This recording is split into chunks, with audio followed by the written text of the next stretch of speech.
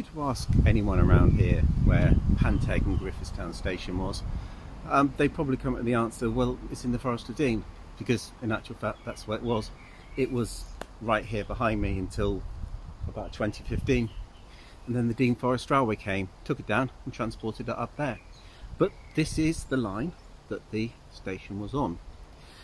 I'm in GWR territory, though technically this line was built by Monmouthshire Railway. In 1874 it was taken over by, the whole company was taken over by GWR, and they developed it and started building it. Now Panteg and Griifithstown is just south of Pontypool, and there was a line that went from Blaenavon down through Pontypool itself, and then south through what was then the village of Cwmbran, and onwards down to Newport Docks. The GWR itself actually built stations on it and built up the whole freight traffic, and it also served Panteg Steelworks. Panteg and Griifithstown station had staggered platforms joined by a central footbridge. It opened in 1880 and closed to passengers in 1962, with goods going about 3 years later. For some years the north platforms were intact, and you can see the station building from the street view here on Google Earth. Today, as you can see, the site is derelict, but there is still the remains of a goods van in what was the coal yard, which was behind the station. Now the railway's been turned into a very nice cycle path and footpath, and it goes for a few miles down towards Cwmbran, at which point it joins the road. And I'm just going to wander along looking at some of the sites of stations, some of the relics that are left, and to learn a little bit more about the station in the woods. So just south of the station we come across quite a substantial building. This was the goods shed. It was built in 1879 and is in pretty good restoration order today. It was the Griffithstown Railway Museum until 2011, where sadly they closed down. And today it's been converted into a nursery, which is why I'm not going to film too much of it, take a couple of pictures maybe, because I believe they are still open even though it is a weekend. But you can see quite clearly the building structure. You can see the arch through which the trains would have gone, and the office on the front. And just as a bit of a relic from the old days of the Railway Museum, there's a sign proudly saying they sell Hornby.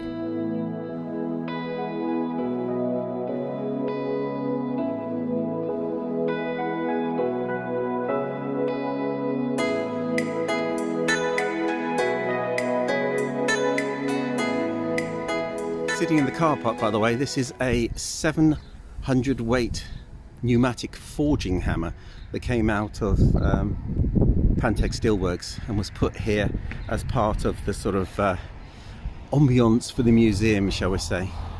For those of you who are into forging hammers, there we go. So the path dips here.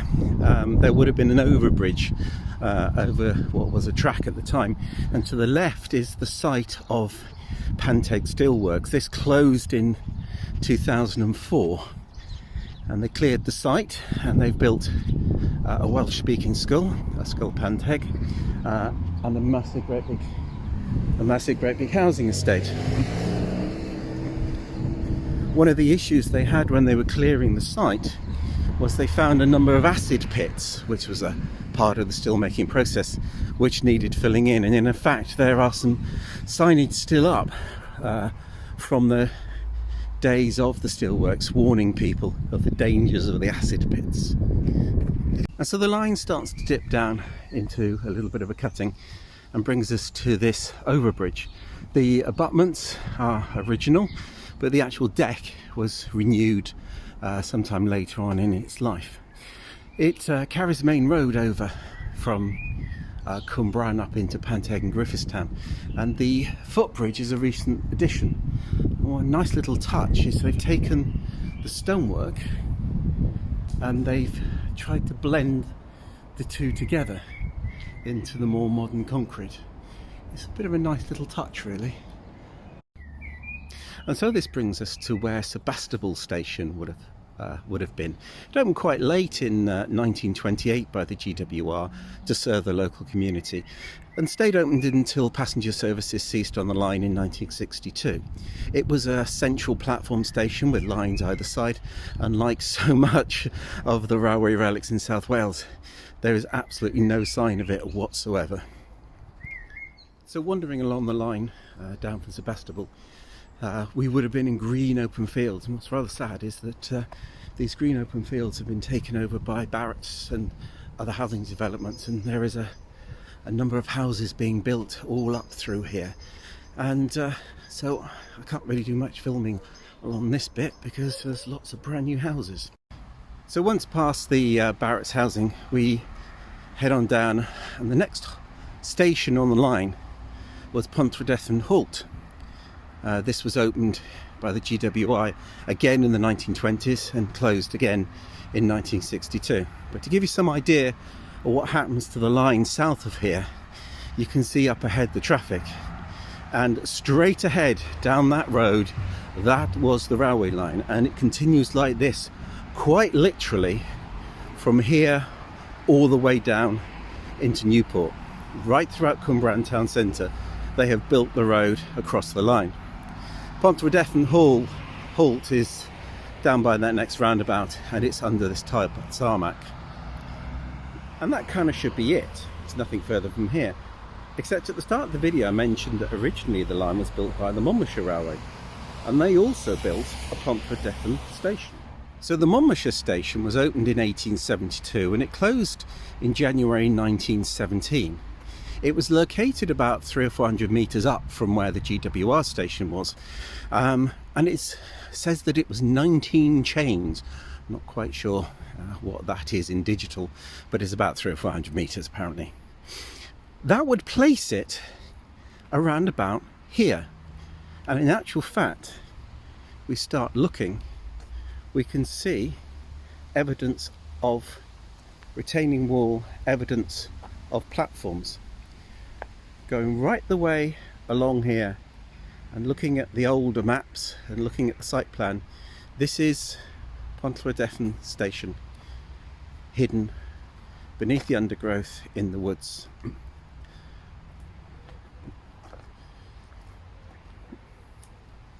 So is that it?